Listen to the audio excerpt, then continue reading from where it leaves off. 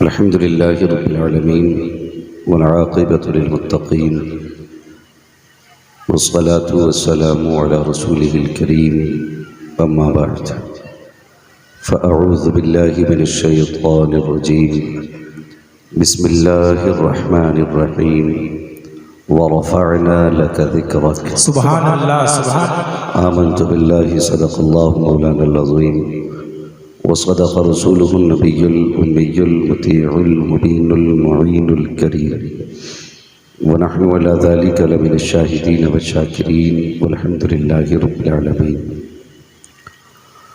या खुदा बहरे जनाब मुस्तफ़ा इमदाद कुन, या रसूल अल्लाह अज़ बहरे खुदा इमदाद कुन, या शहीद करबला, या दाफ़िए करबो बला, गुलरुखा शहज़ादे गुलगू क़बा इमदाद कुन, गौसे आज़म बमने बेसरो सामा मददे, क़िबले ती मददे, काबे ईमा मददे, बगिरदाबे बला उफ्ताद कश्ती मदद कुन मदद कुन मदद कुन, या मुईनुद्दीन चिश्ती क़ादरी यमनारे, या गौसे आज़म ज़नम दमज़ शेख अहमद रज़ा ख़ां क़ुत्ब आलम ज़नम बलग़ल उला बिकमालिही कशफ़त दुजा बिजमालिही हसूनत जमीउ ख़िसालिही सल्लु अलैहि व आलिही। करूँ तेरे नाम पे जाँ फ़िदा, न बस एक जाँ दो जहाँ फ़िदा, दो जहाँ से भी नहीं जी भरा, करूँ क्या करोड़ों जहाँ रही। जिसको अपने नबी से जितनी मोहब्बत है कोशिश करें उतनी आवाज़ के साथ रसूल और आले रसूल की बारगाह में दुरूद व सलाम की डालियाँ निछावर कर लें। पढ़ें बावाज़ बुलंद अल्लाहुम्मा सल्लि अला सय्यिदिना व अला आलि मुहम्मदिन बिअददिल मुज़म्मिल वल खसाइस करम वालिही व अस्हाबिही बारिक वसल्लम सलातु व सलामुन अलैका या रसूल अल्लाह सल्लल्लाहु तआला अलैहि वसल्लम। लाइक मुबारकबाद हैं अरकान मदरसा, असातिज़ा इकराम और मुहिब्बीन इदारा। अल्लाह ताला सबको दोनों जहान की नेमतें बरकतें अता फरमाए, आमीन। आज हम और आप इस वक्त इस महफिल में सर जोड़ के बैठे हैं।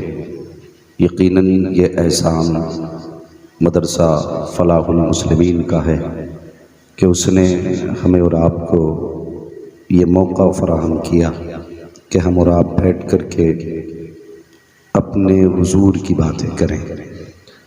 और ये सारी कोशिशें और मोहब्बतें यकीनन हज़रत अल्लामा मौलाना आलमगीर साहब क़िबला की हैं।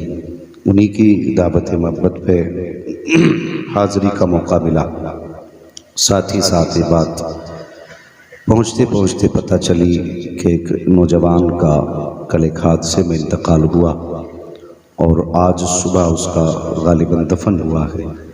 अल्लाह ताला उस नौजवान को करवट करवट जन्नती नेमतें अता फरमाए और घर वालों को मौला उसका बेहतर सिला अता फरमाए। जहाँ ये एक गम की बात है, वहाँ हुजूर के मदीने से खुशखबरी भी आती है कि जो जुमे में इंतकाल कर जाते हैं उनसे कब्र में हिसाब नहीं लिया जाता। मरना तो सभी को है, कोई 70 साल में चला जाएगा, कोई 8 साल में, कोई 12 साल में। मौत जब आती है तो फिर गोद नहीं देखा करती, मौत जब आती है तो फिर रिश्ते नाते नहीं देखा करती। मौत के माथे पे पसीना किसी के आंसुओं से नहीं आता। मौत जब आती है तो वो जो मौत का फरिश्ता है, जब उसके आने का वक्त होता है ना, तो फिर बंदा एक कदम भी आगे नहीं बढ़ सकता। मरना तो सभी को है, वो नसीब वाले लोग हैं जिन्हें रमज़ान का महीना मिल जाए या फिर जुमे का दिन मिल जाए। अल्लाह हमारे उस भाई को जन्नतुल फिरदौस में मकाम रफ़ी नसीब फरमाए। जैसा कि मुझे अल्लामा आलमगीर साहब ने बताया उस बच्चे के ताल्लुक़ से कि वो बच्चा दीनी मामलात में बड़ी दिलचस्पी रखता था। बड़ी दिलचस्पी उस बच्चे को थी मदरसे के तलबा से, मदरसे से और दीनी कामों से। बताया कल कोई काम चल रहा था तो मौलाना से कहने लगा, चाचा जितना काम कराना है आज करा लो, कल नहीं करूँगा मैं, इसलिए कि कल हुजूर का जलसा होने वाला है। भाई यकीनन मेरा ईमान कहता है ये जो दिन मौत के लिए मिला है ना, ये मुस्तफ़ा की मोहब्बत के सदक़े में मिला सुभान है, अल्लाह, सुभान अल्लाह। मोहब्बत के सदक़े में मिला है। मरना ही तो है ही सभी को, उससे अच्छी मौत नहीं हो सकती जो जुमे के दिन आ जाए। हाँ, मेरा ईमान कहता है आज मेरा भाई वो जो दुनिया से गया है, यकीनन अपनी करवट कब्र में करवटें नहीं बदल रहा होगा, खिड़कियां जन्नत की खुली होंगी, करम मुस्तफ़ा के मदीने से हो रहा होगा और वो जन्नत के मज़े अपनी कब्र में पा रहा होगा। अल्लाह उस जवान के माँ बाप को सब्र जमील अता फरमाए, अजर जजील अता फरमाए। नौजवानों में इसी बात पे अक्सर कहा करता हूँ, मौत अपने वक्त पे आनी है, लेकिन एक बात याद रखना, औलाद माँ बाप को बड़ी प्यारी होती है, बड़ी प्यारी होती है। आज ज़ियाए मुस्तफ़ा कॉन्फ्रेंस है, मैं चाहता हूँ इसी ताल्लुक़ से थोड़ी देर गुफ्तगू करूँ। औलाद माँ बाप को बड़ी प्यारी होती है, इतनी प्यारी औलाद होती है कि हम सोच भी नहीं सकते एक बाप अपनी औलाद से कितना प्यार कर सकता है, कितना प्यार एक बाप कर सकता है। बस इतना समझ लें कि आज हमारे पास गाड़ियाँ, 4 व्हीलर, मोटरसाइकिलें, ये सब कुछ हमारे पास है। हमें बोझ लगता है अपने बाप को मार्केट ले जाते हुए, हम थकते हैं गाड़ी पर बैठा करके बाप को डॉक्टर के पास ले जाने में, लेकिन बाप के वो दिन याद रखने चाहिए जब गाड़ी का दौर नहीं था, साइकिल का दौर नहीं था, तुमने कहा था अब्बा मुझे मेले जाना है, 5 किलोमीटर भी बाप गया तुम्हें कंधे पे लेके गया।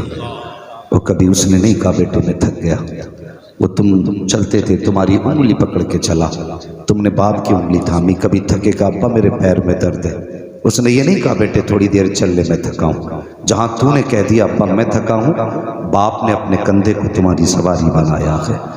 ये बाप होता है। और हाँ, पढ़ने लिखने वालों, परदेश जाने वालों, तुमसे गुजारिश करूँगा परदेश जाके माँ बाप को ना भूलना, माँ बाप को ना भूलना।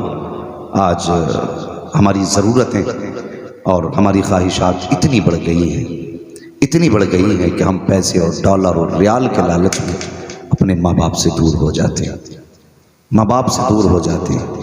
तुम्हें पता है, आओ तुम्हें एक बात बताऊँ। दुबई में बाप बेटों में किसी बात को लेके गुफ्तगू हुई, बाप कहने लगा अगर तू मुझसे अलग ही है ना तो मेरे हिस्से का खर्चा दे। सुनना अंदाज़े बयां मेरा बहुत शौक़ नहीं है, शायद कि उतर जाए तेरे दिल में मेरी बात। मैं कोई खतीब नहीं हूँ, बस दर्द दिल है जो आपके बीच लेके आया हूँ। मेंबर शरीफ पर ये अल्लाह वालों की जमात है, ये वो जमात है अगर हाथ उठा दे तो बेड़े पार हो जाते हैं। ये हुजूर के मेहमानों की जमात है और मैं अक्सर कहता हूँ ये जन्नतियों की जमात है। हाँ, ये जन्नतियों की जमात है, बस ज़रा गौर करें। तो बाप बेटों में किसी बात को लेके झगड़ा हुआ, नज़ा हुआ, अलहदा साझा हुआ। बाप ने कहा ठीक है तू मेरा खर्चा देगा। बेटे ने कहा मैं तुम्हारा खर्चा नहीं दूंगा। बाप की जिद थी मुझे खर्चा चाहिए। बात चलते चलते कोर्ट कचहरी तक पहुंची। जज के सामने बेटा भी आ गया, बाप भी आ गया। सुनना बहुत गौर से, बाप भी आ गया, बेटा भी आ गया। दोनों आमने सामने खड़े हुए, दोनों का अपना अपना वकील था। जज ने कहा बोलो शेख साहब तुम बोलो क्या मसला है। तो शेख साहब कहने लगे मुझे अपने बेटे से अपने खर्चे का जो मेरा खर्च है वो चाहिए, जो शरीयत ने मेरा हक रखा है इस पे। तो जज ने बेटे की तरफ देख के कहा भाई तू इस बात से मुत्तफिक नहीं। उसने कहा से पूछिए मेरे बाप के पास कमी क्या है। इसके पास होटल भी है, बंगले भी हैं, कई कई मकान भी हैं, कई सारे नौकर चाकर भी हैं, रोज़ की लाखों की इसकी इनकम है और मुझसे ही अपना खर्च मांगता है। मुझे इसने क्या दिया? कुछ भी नहीं। मुझे इसने क्या दिया? कुछ भी तो नहीं दिया और मुझसे ये खर्च मांग रहा है। जज ने बाप की तरफ देखा, क्या बेटे ने सच कहा? कहा हाँ इसने सच कहा। कहा फिर तू क्या चाहता है? उसने कहा मेरे पास सब कुछ है लेकिन मुझे इससे अपना खर्च चाहिए। कितना चाहिए? उसने कहा 1000 नहीं चाहिए, 2000 नहीं चाहिए, मुझे महीने में सिर्फ 1 दिरहम चाहिए। 1 दिरहम 1 महीने में चाहिए। उसने कहा लेकिन शर्त है मेरी, ये दिरहम लेके अपना नौकर नहीं भेजेगा, मेरे पोते को लेकर नहीं भेजे, ये दिरहम अपने हाथ से लेकर के मुझे देने के लिए आए, अपने हाथ से देने के लिए आए। अगर मैं ना मिलूं फिर वापस जाए, फिर दे करके आए। का जब तक मैं ना मिलूं ये मुझे देने के लिए आता रहे। जब ये बात हुई जज ने फैसला कर दिया, बेटे तेरी जिम्मेदारी है, बाप है इसका हक दे। उसने मंजूर कर लिया, फैसला हो गया। जब सब जाने लगे बाप को जज ने रोका, कहने लगा जज साहब ने कहा शेख साहब तुम्हारे बाप बेटे के मामलात में मुझे बोलने का हक तो नहीं था, लेकिन बात समझ में नहीं आई। इतनी दौलत होने के बावजूद आपने महीने का खर्च 1 दिरहम रखा और वो भी कहा कोई नौकर लेके नहीं आएगा, सिर्फ मेरा बेटा लेकर के आएगा। का पूछना चाहता हूँ इस फैसले की हिकमत क्या है।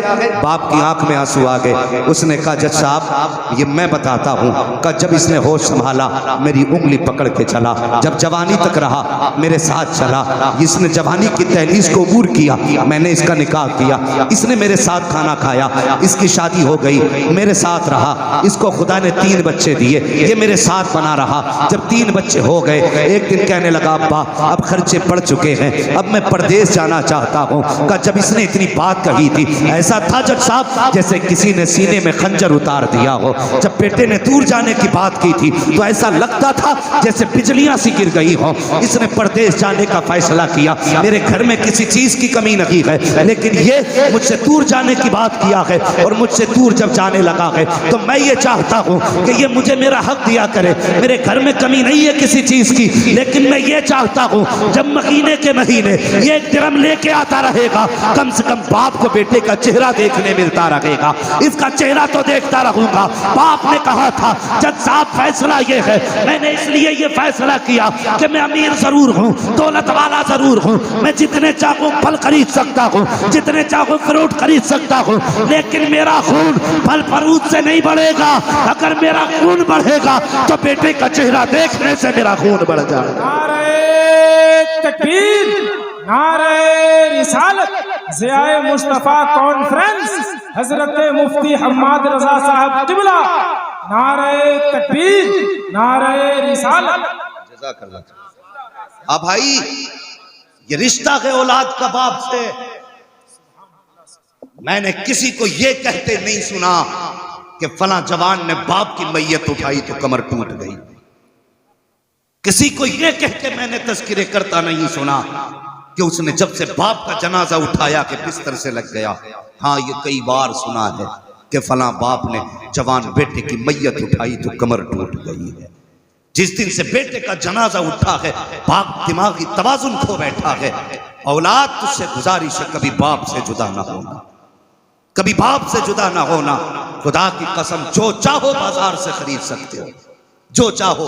आज तो दिल भी बाजार में मिलता है, गुर्दे भी बाजार में मिलते हैं, आंख जो चाहो बाजार से खरीद लो, लेकिन माँ बाप का प्यार किसी बाजार में नहीं मिला करता, किसी बाजार में नहीं मिला करता।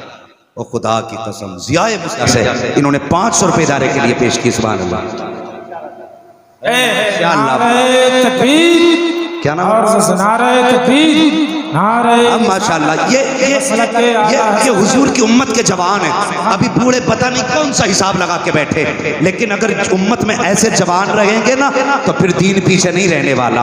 माशाल्लाह हज़रत ने माशाल्लाह 500 रुपए हमारे इस भाई ने नौजवान ने पेश किए इदारे के लिए, अल्लाह कबूल फरमाए। और 4000 रुपए मौलाना आलमगीर साहब अल्लाह सलामत रखे, बड़े दीनदार आदमी हैं, अल्लाह इनको भी सलामत रखे। माशाल्लाह क्या नाम है चाचा मियाँ? मोहम्मद जलालुद्दीन साहब, इन्होंने 1000 रुपए पेश किए हैं, अल्लाह कबूल फरमाए। क्या नाम है भाई? मोहम्मद नौशाद आलम, इन्होंने 500 रुपए इदारे के लिए पेश किए हैं, अल्लाह कबूल फरमाए।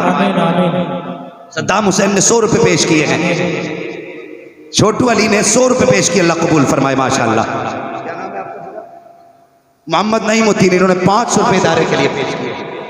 रियाज हुसैन साहब ने 200 रुपए माशाल्लाह इदारे के लिए पेश की। क्या सोच रहे हो यार, आज हुजूर के घर की बारी है, तुम उनके घर की फिक्र करो, मुस्तफ़ा तुम्हारे घरों का इंतजाम फरमा देंगे, घरों का इंतजाम फरमा देंगे। अगर सोच ही रहे हो तो फिर सोचना किस बात का है। बढ़ें और इस इदारे को आगे बढ़ाएं जिसने हमें कितने हाफिज दिए भाई? 5 हाफिज कुरान दिए हैं। सुभान अल्लाह। कितने? मुझे एक बात बताइए, अल्लाह सलामत रखे, क्या नाम है भाई? अमरुद्दीन अंसारी साहब, इन्होंने 500 रुपए माशाल्लाह इदारे के लिए पेश किए हैं। और ये क्या नाम है आपका भाई? मोहम्मद अयूब साहब, इन्होंने 100 रुपये पेश किए गए। जिन्हें देना है ना वो यहाँ आके खड़े हो जाए। मैं इतने एक बात बता दूं कुरान के ताल्लुक से, तैयार है ना आप लोग? अगर आप पे देने के लिए ना हो तो मेरे इनाम वाले ले जाओ उठा के। कोई पहले ही ले गया क्या? रखे तो फिर ले जाओ, वही लाके दे दो, ताकि कम से कम देने वालों में नाम हो जाए। सुने, ये मुझे हाथ उठा के कोई बंदा बताए, ये काफी बार ये कोशिश की गई कि कुरान की आयात या हरकत बदलने की बात है। कई बार की गई ना ये कोशिश कि ये बदलो वो बदलो। सुने, खड़े रहिए आप, अल्लाह आपकी टांगों को ताकत बख्शे।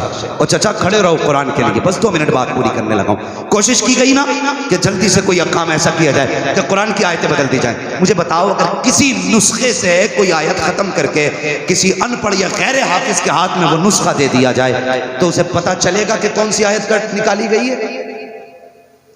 पता चलेगा उसे? कोई जबर जेर बदल दिया जाए तो नहीं पता चलेगा। पता कैसे चलेगा? जब कुरान वाले बताएंगे तब पता चलेगा। और ये आज नया दौर नहीं है, अंग्रेजों ने भी ये कोशिश की थी कि कुरान के नुस्खे उठाए जाएं, और उठाने के बाद